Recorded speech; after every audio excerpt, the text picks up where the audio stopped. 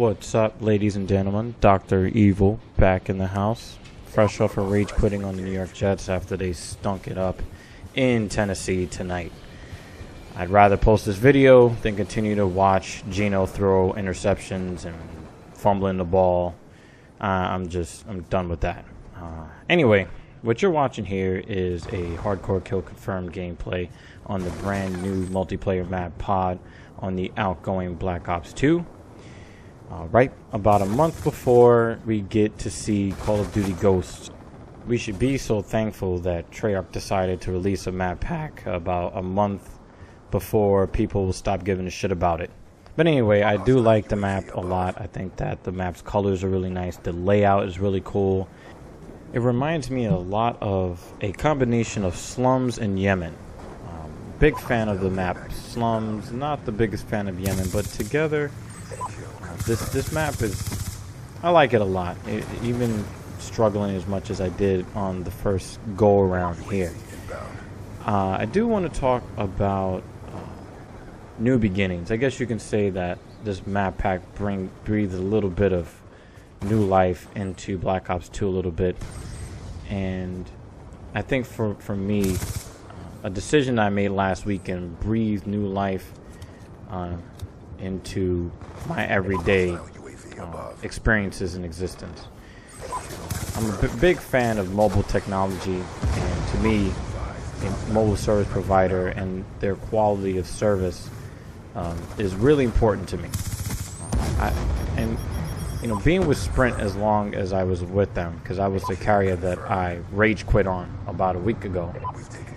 Being that I was with them for about 8 years, you would think that I didn't give a shit about mobile tech at all, but in reality, it couldn't be further from the truth. In fact, the reason why I stayed with them as long as I did is because I allowed them to sell me a bill of goods about a lot of the high-tech stuff that they were promising. And I stuck through some terrible situations with them, stuck through terrible service. I stuck through various situations where I would walk into a store looking to get a brand new device.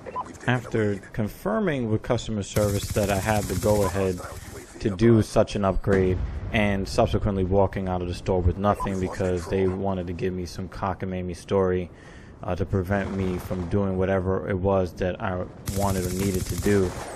And in the end, only thing that they did was prevent me from signing a new 2-year contract, because when you upgrade your service, your service contract is extended another 2 years.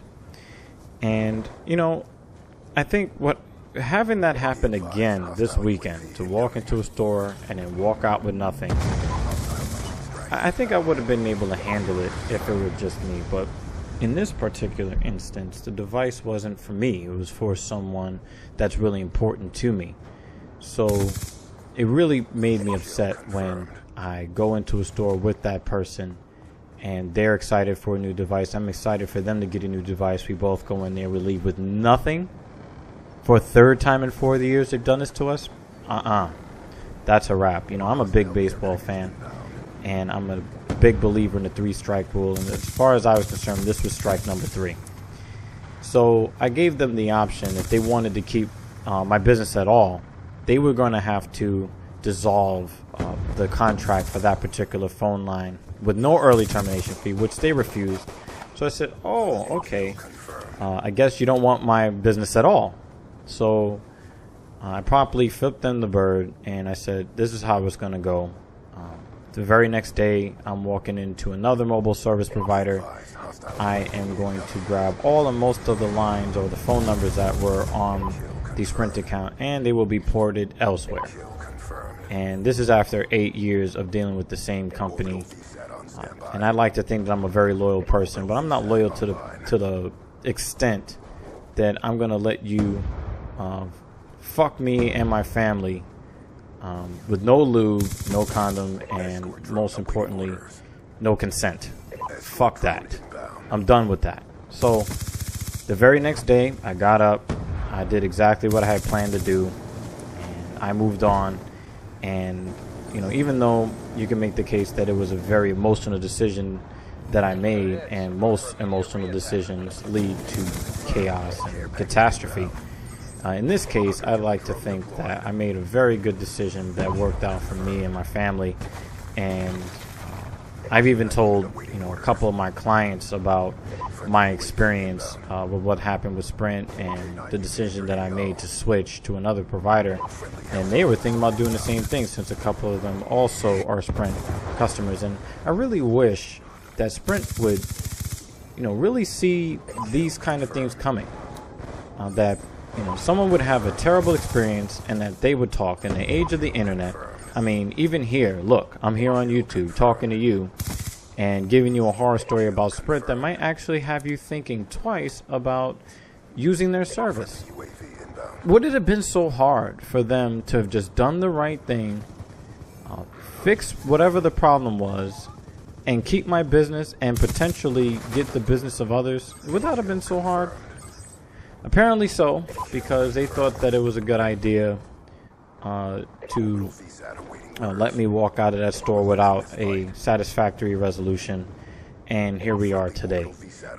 And to further seal Sprint's fate, I haven't really talked all that much about how terrible the service was overall.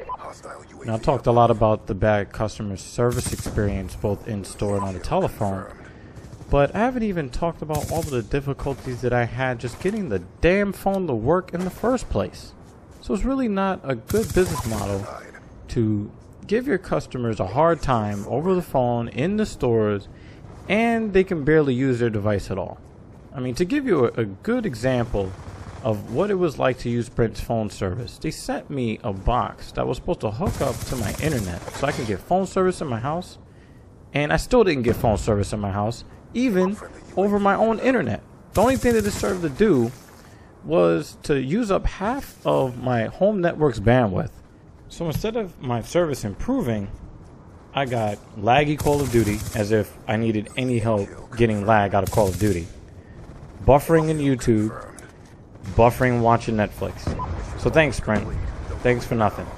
Enough of my rant on this horror story here. What I want to know are your opinions. I want to know about your experiences dealing with companies and their policies, customer service, etc., etc.